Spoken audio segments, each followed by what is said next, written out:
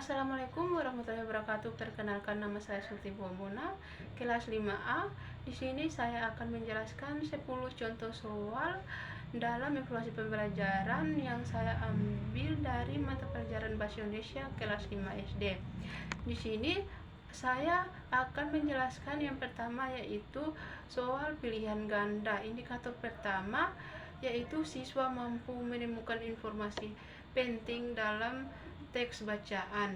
Contoh soalnya, bacalah teks berikut dengan saksama.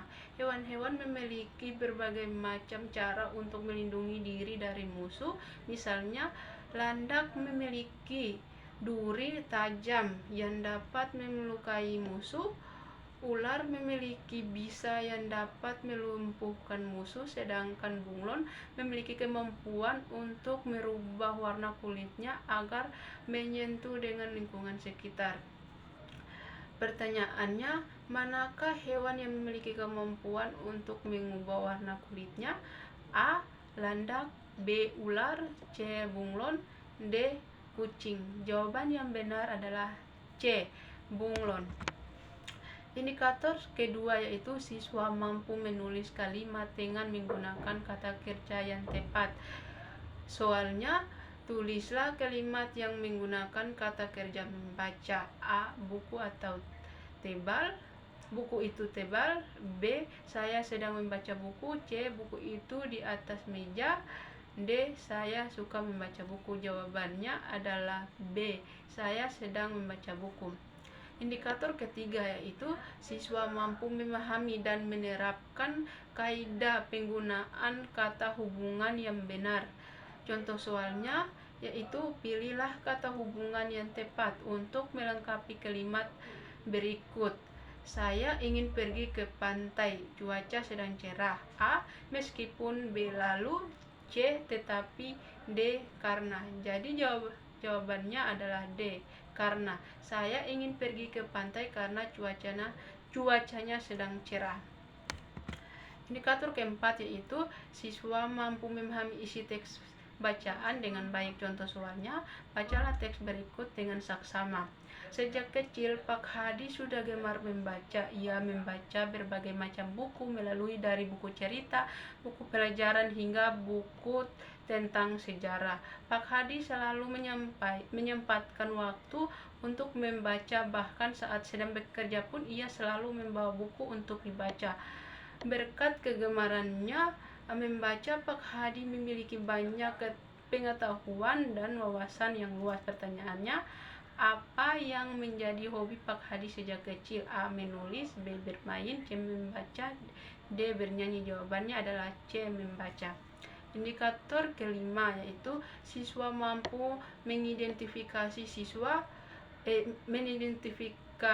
jenis teks berdasarkan ciri-cirinya. Contoh soalnya yaitu teks yang berisi informasi tentang suatu peristiwa disebut A. Teks cerita, B. Teks deskripsi, C. Teks berita, D. Teks prosedur. Jawabannya adalah C. Teks berita. Selanjutnya yaitu soal esai. Indikator yang pertama yaitu siswa mampu memahami makna kalimat sederhana. Contoh soalnya, kalimat manakah yang benar? A. Buah apel manis sekali. B. Manis sekali apel buah. Jawabannya adalah A. Buah apel manis sekali. Indikator yang kedua yaitu kemampuan siswa untuk membuat kalimat dengan menggunakan kata benar dalam konteks yang logis dan bermakna. Contoh soalnya yaitu tulislah 3 contoh kalimat dengan menggunakan kata karena di dalamnya. Jawabannya yang pertama yaitu saya tidak pergi ke pesta karena sedang sakit. Yang kedua, siswa belajar dengan giat karena ingin mendapatkan nilai tinggi. Ketiga, kami memutuskan untuk pulang lebih awal karena cuaca mulai buruk. Indikator ketiga yaitu siswa mampu membedakan huruf besar dan huruf kecil. Contoh soalnya, tulislah kata rumah dengan huruf besar di awal kalimat. Jawabannya rumah. Yang berawalan katanya dengan huruf kapital yaitu R. Indikator keempat yaitu Siswa dapat menjelaskan pengertian kalimat efektif. Contoh soalnya, apa itu kalimat efektif? Jawabannya, kalimat efektif adalah kalimat yang jelas, padat, dan langsung mengungkapkan maksudnya tanpa kata-kata yang berlebihan. Kalimat ini mampu menyampaikan informasi dengan baik sehingga mudah dipahami oleh pembaca atau pendengar. Indikator kelima yaitu siswa mampu menjelaskan tujuan dari masing-masing kalimat perintah yang dibuat. Misalnya untuk meminta bantuan, untuk menyuruh melaksanakan sesuatu, atau untuk memberikan arahan.